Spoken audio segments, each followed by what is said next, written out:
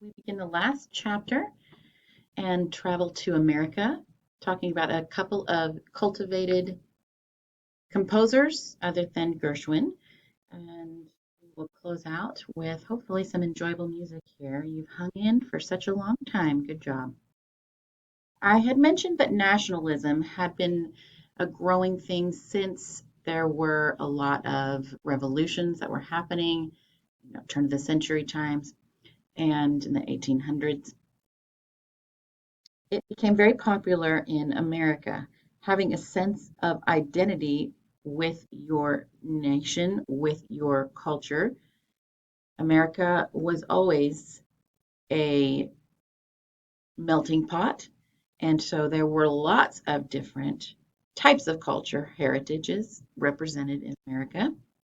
And composers were starting to try to find what is the American sound since we have so many different sounds that blend into our heritage and our culture.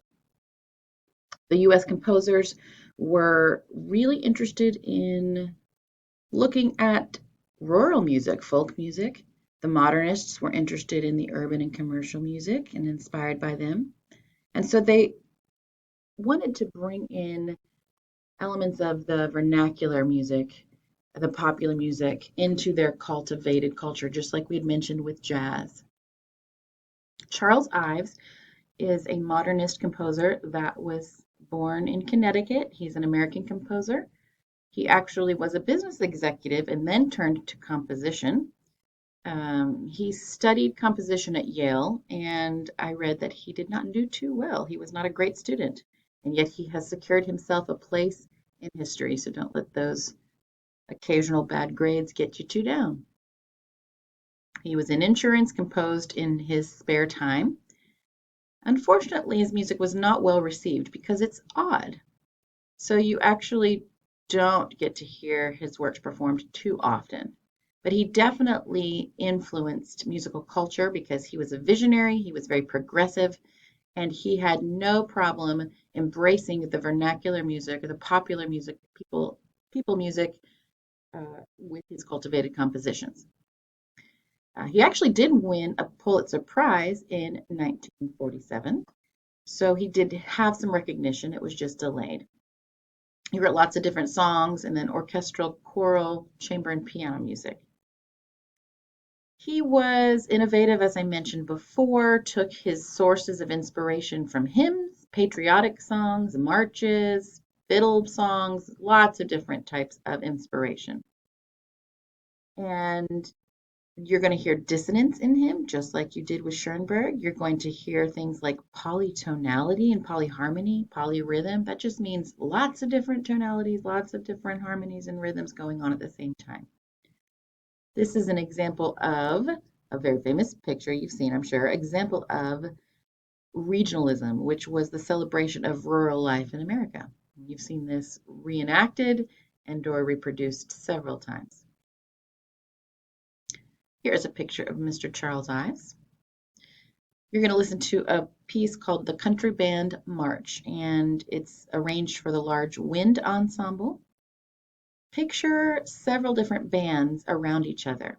Some of them are going to have tuning sounds, some of them are going to be out of tune, some of them will play wrong notes, etc. It's like a clashing of music that none of it seems to quite settle in right. You'll hear different American tunes quoted.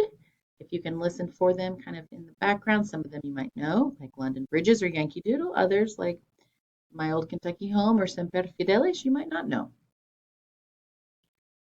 And it's in a sectional form. You're going to hear A, then a contrasting B, return to A, and then an alternate contrasting B and an alternate closing of A.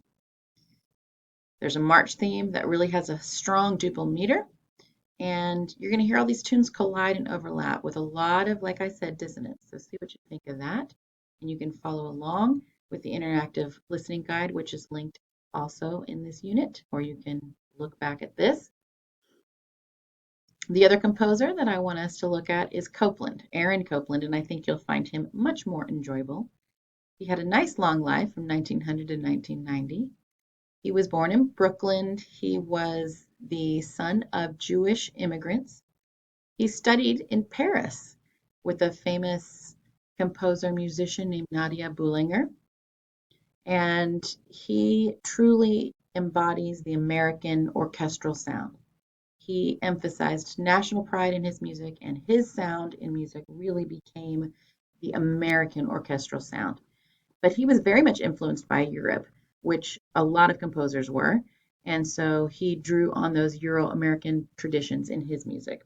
He wrote symphonies, concertos, ballets, operas, even film scores, which won an Academy Award, piano music, chamber music, choral music, etc. There's a picture of him in his later years conducting. So you might put him in the American modernist style, even though it's going to be much less edgy. It's going to be much more pleasing to the ear, much more proportionate, and it's going to sound very well crafted. He was influenced by a number of things in the piece we're going to listen to, but you'll hear some jazz influences. You'll hear some Appalachian, which is an area of the country, Appalachian Mountains, some of the music that generated from that area. You'll even hear some influences of Stravinsky, who was a Russian composer, and his take on rhythm and orchestra. He wrote a set of ballet suites, which portrayed the American rural life, and Appalachian Spring is his best known ballet. It's set in the 19th century in rural Pennsylvania, and the idea is that it's a celebration happening in spring.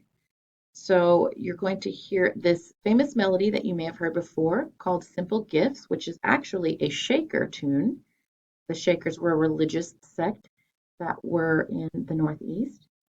And it premiered in 1944 as a ballet, and then a year later it was written just for orchestra without the dance, and that was called an orchestral suite. There is a picture of the composer and famous dancer Martha Graham, who was dancing in it.